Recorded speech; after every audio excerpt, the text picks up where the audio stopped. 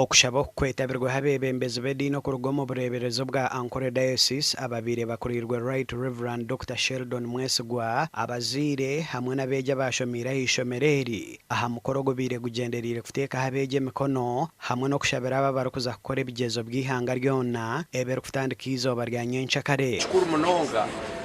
amashomera b'ebembezi bago okutaho oburyo kureba ngo bine abashomesa abakuhabura abana mu by'emicwe dokuza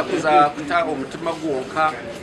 ha biology ari physics okubara otatire mutima amicwe bazire nabo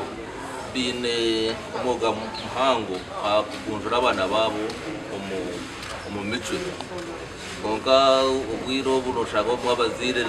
bababize ushaka abana ngo mucumulo tibabareba konka kumurka ngati yamusayishomera kagamba n'abashomesa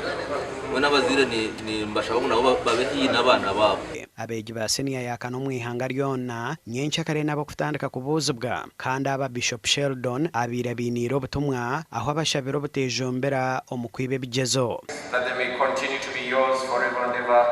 Daily increase in them your Holy Spirit more and more. Omwana yabashomereje tikwetenga kuza kuronda ebigeze bibariyo baguza nambwe n'abakushoma amahurire murebera abantu bakwasire abanyayuganda bakunda kupanga bende sente zabusha izibatakorire bagenzi bere bataho ebigeze bibakwete bigezo batandika kubijanjaja hati babakwasire ntare skore nshominche hwira beje babo baseniye ya mukaga bakija ko bingwa ahabwo kwesharinga kandi umukuru wishomerere Saulo Rwampororo ahamize kwa beja bagarukira mu ishomero kwetebekanisize bigezo bya UNEB ever kwija kutandika kwezi kwikome kumwe nomanya akakavuya katika kabura kugira ukateganyisa konkitwe ugutukozere kandi amashuwa abana nibija kukoraje bazize aba university bagende n'abasiniya foba bagategwa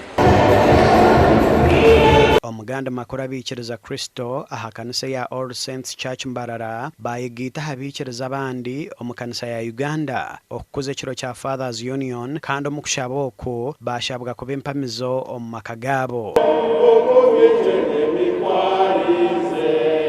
kandi umutwe gwito mukuru gw'abantu kugamba ahakombeka amakagitu busya tukagagaraza busya amakagitu aminji gahindukira amatongo abashayija barwana bakazi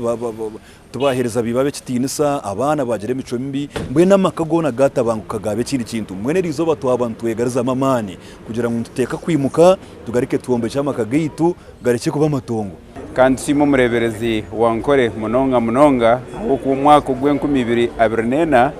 agutwire ngo mwaka gwitu gw'abashayija natuenda kwimusia abashayija kugira ngo bashyikirize ubujunanizi bwabo omaka